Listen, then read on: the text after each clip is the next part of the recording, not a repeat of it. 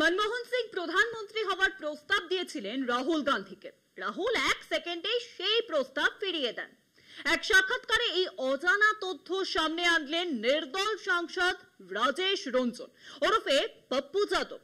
সত্যি বলার সাহস আছে রাহুলের, পপ্পুর সাফ কথা।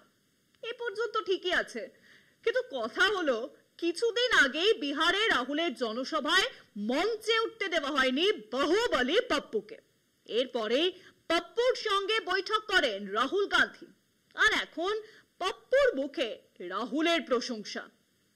রাজনীতির জল যে কোথা থেকে কোথায় গড়ায় কে জানে।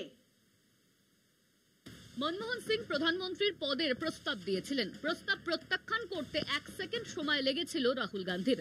সংবাদ সংস্থা এনআইকে দেওয়া এক সাক্ষাৎকারে অজানাই তথ্য জানালেন বিহারের নির্দল সাংসদ রাজেশ রঞ্জন ওরফে পপ্পু যাদব। তিনি বলেছেন, অত্যন্ত প্রতিভাবান একজন হার্ভার্ড ছাত্র রাহুল, যার সত্য কথা বলার সাহস আছে।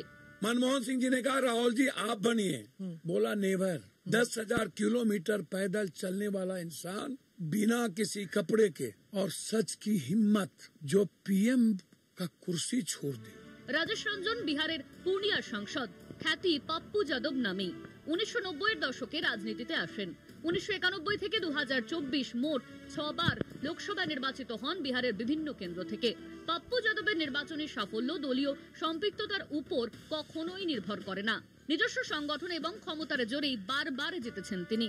2015 সালের বিহার নির্বাচনে তিনি জন অধিকারী পার্টি নামে নিজস্ব দল গঠন করেন, কিন্তু সেই দল নির্বাচনে কোনো প্রভাব ফেলতে ব্যর্থ হয়। শেষ পর্যন্ত 2024 সালের 20 মার্চ পপ্পু যাদব নিজের দলকে কংগ্রেসের সাথে মিশিয়ে দেন। সাক্ষাৎকারে পপ্পু যাদব বলেন, রাহুলের 1 সেকেন্ড সময় লেগেছিল প্রধানমন্ত্রী হওয়ার প্রস্তাব ফিরিয়ে দিতে।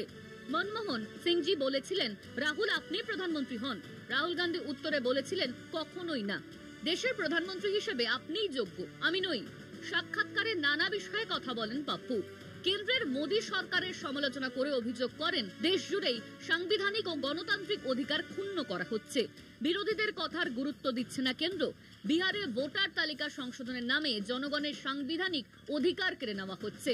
তিনি আরো বলেন, বিহার ও বিহারীদের উপর এ জাতীয় আক্রমণের জন্য নরেন্দ্র মোদীকে অবশ্যই জবাবদিহি করতে হবে। কলকাতা টিভি।